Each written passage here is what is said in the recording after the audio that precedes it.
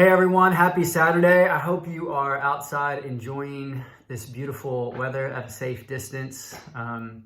Wanted to encourage you today. I don't know about you, but I've just been reflecting a lot on how this Easter is not what we planned, right? We're a new, Slow City Church is a new startup church, and we've got all these plans and these hopes and these dreams for what Easter is going to look like on the patio with worship and donuts and handshakes and hugs and high fives and bells and whistles and all that stuff. And here we are the Saturday before, and it's just a little different. It's a little unexpected. And just been wrestling and thinking through that a little bit and reflecting on that. God's given us this gift in this season to be reflective, to think on life, to take an appraisal of our life and what matters most. And I was drawn to share this with you today because today is significant in the Easter story. Yesterday was Good Friday, and Jesus is crucified and he's dead. And they take his body down and they put him in a tomb. They put him in a grave.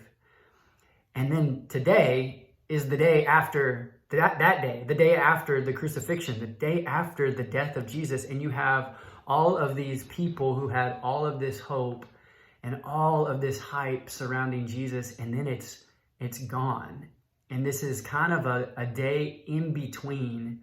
And I don't know about you, but a lot of life can feel like the in-between, like the land in between, hardship and hope. The middle ground between what you thought was going to happen and what's to come. And you're kind of in this waiting period and this holding pattern. And for the followers of Jesus, it looked like grief. It looked like despair. It looked like major disappointment. It looked like going back to their hometowns and going back to, what they knew. And I just, before Jesus, and I just think like, there's this thing in us that doesn't like this feeling. And yet it's important to sit in a Saturday after the death of Jesus, before the risenness of Jesus, and to say, what do I do in this moment? I read a book at a really crucial time in my life. It was called The Land Between by Jeff Manion. And it's a book that kind of talks about difficult transitions. And he writes this quote, I'm going to read it really quick. He says, our response to God while in the land between is what will determine whether our journey through this desert will result in deep positive growth or spiritual decline. And I think some of the disciples were wrestling with this, like, what do I do now when what I thought is dead and gone, and they didn't know that Easter was coming? What direction will my heart continue to go?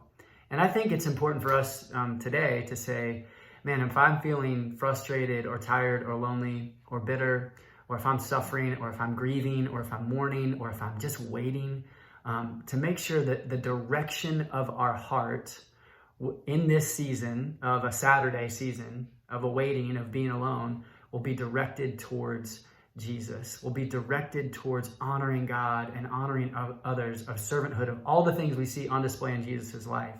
They're going to be surprised by hope on Sunday. And I think this Saturday, I feel like I'm in a season of Saturday, right? Life is not what I expected right now. Everything is kind of flipped upside down and turned, and there's a lot of unknowns, and there's some grieving, there's some mourning with people who are mourning, there's loss, there's all of these things.